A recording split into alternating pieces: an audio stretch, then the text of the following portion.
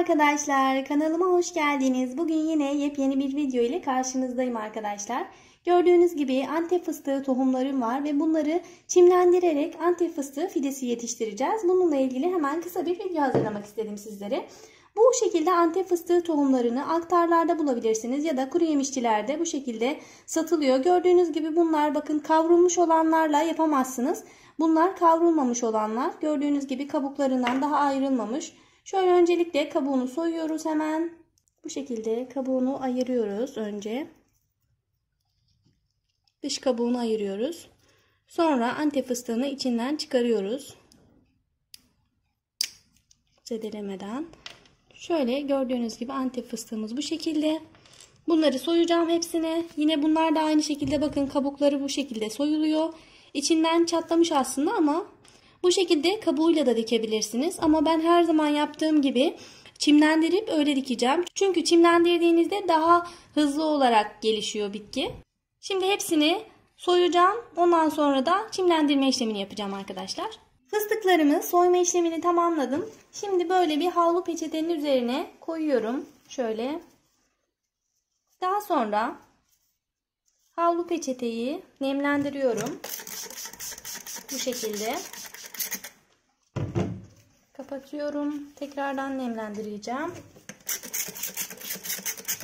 Bu şekilde havlu peçeteyi iyice nemlendirdikten sonra şöyle yapıyoruz ve bir kavanozun içerisine koyuyoruz. Kavanozun içerisine koymaktaki maksadım daha içerisinde nemli kalsın ve sık sık sulama gerektirmesin.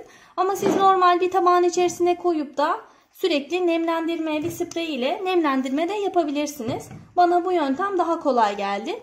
Şimdi bunu nerede muhafaza edeceğim onu da söyleyeyim. Bol güneş alan bir yere koyacaksınız. Sıcaklık yüksek olacak, bol da güneş alacak. Böylelikle içindeki Antep fıstıkları nemlenmeye başlayacak ve bir süre sonra çimlenecekler. Antep fıstıklarımız çimlenmeye başladı arkadaşlar. 3 gün oldu bugün itibariyle. Ama bu süre evinizin sıcaklığına göre, mevsime göre değişiklik gösterebilir. Şöyle göstereyim bakın. Gayet güzel çimlendiler. Şöyle. Artık bunları toprakla buluşturacağım yavaş yavaş. Şöyle göstereyim. Birkaç tane çimlenmeyen var ama biraz daha bekleyince onlar da çimlenecektir. Şöyle. Gayet iyi oldular.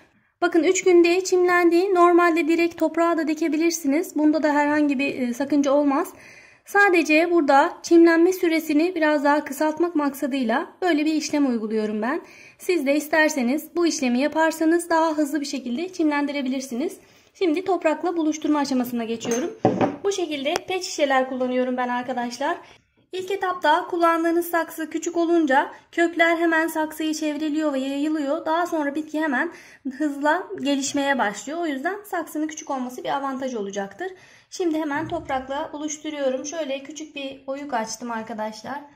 Sonra içerisine atıyorum.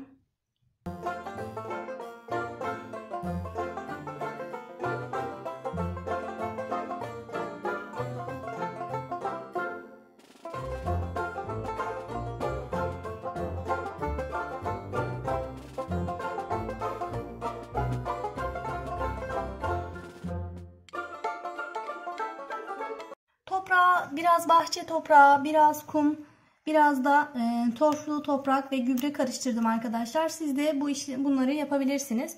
Yine şunu da söyleyeyim. Bahçede diktiğinizle saksıda yetiştirdiğiniz elbette bir olmaz. Bahçede yetiştirdiğinize oranla saksıda yetiştirdiğiniz daha hızlı büyüyecektir. O yüzden ben bu şekilde saksıda öncelikle biraz yetiştirmenizi tavsiye ederim. Çünkü saksıda daha bakımını daha iyi yapabiliyoruz ve böylelikle daha hızlı gelişiyor.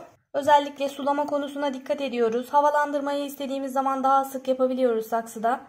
Bahçede bu işlemleri yapamayacağımız için biraz daha gelişim süreci saksıya oranla yavaş olacaktır. Şimdi biraz sulama yapacağız. Ben nemli toprak kullandığım için çok fazla sulama yapmıyorum. Şöyle az bir sulama yapacağım. Toprak kurudukça siz de gerektiği kadar sulama yapabilirsiniz. Altlardan birkaç tane delik açabilirsiniz böyle.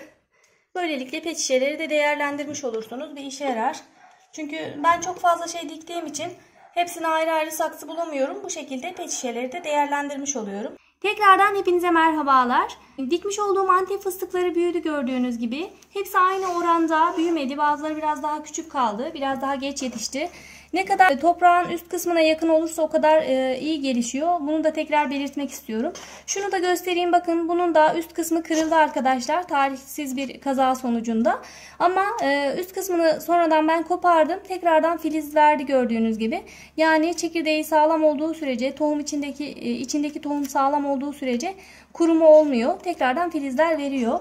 Şimdi bu aşamadan sonra kendim bunlar için kompost hazırlayacağım ve dikeceğim arkadaşlar. Böylelikle daha hızlı yetişeceğini düşünüyorum. Çünkü Antep fıstığı fidesi oldukça uzun sürede büyüyen bir bitki. Bunun için hazırlayacağım kompostun içerisinde de muz kabuğu, yumurta kabuğu, kabak çekirdeği kabuklarını böyle karıştırıp toprakla da birleştirip bir kompost hazırlayacağım ve onun içerisine dikeceğim. Böylelikle ne kadar sürede daha diğerlerine oranla ne kadar hızlı büyüyeceğini gözlemleyeceğim arkadaşlar. Şunu da belirtmek istiyorum. Daha önceden ben Antep fıstığını yetiştirmedim. Sonucunun nasıl olacağını, meyve verecek mi vermeyecek mi bunu detaylı olarak bilmiyorum. Bu şekilde tohumdan yetiştirince meyve verecek mi vermeyecek mi bilenler varsa yorumlara yazarsa ben de çok mutlu olurum. Araştırdım ama tam detaylı bilgiye ulaşamadım bu konuyla alakalı. Meyve vermeyecek olursa da zaten bir tane fide alıp onu büyüterek onun aşısıyla bunları da tekrardan aşılamaya devam ederim diye düşündüm ben. Araştırmalarım doğrultusunda şunu da öğrendim. Susuz kurak yerlerde kolaylıkla yetiştirilebilen bir ağaç türü arkadaşlar. O yüzden ben de bulunduğum iklim koşulları oldukça sıcak ve alanlarımız var. Susuz yetiştiremeyeceğimiz alanlar var. Bu alanları değerlendirmek açısından Antep fıstığı yetiştirmeyi düşündüğüm için öncelikle böyle bir deneme çalışması yaptım. Bunu sizlerle de paylaşmak istedim. Dediğim gibi tam detaylı bilgiye sahip değilim. Daha detaylı bilgileri sahip olan kişiler yorumlarda yazarlarsa yalnız bana değil herkese faydası olmuş olur.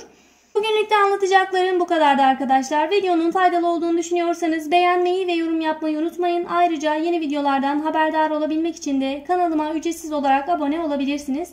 Soru ve görüşlerinizi de bana yorumlarda iletebilirsiniz. Videoyla alakalı bilginiz varsa yorumlara yazarsanız herkese katkı sağlamış olursunuz arkadaşlar. Hepinize şimdiden çok teşekkür ederim. Başka bir videoda görüşene dek hoşça kalın.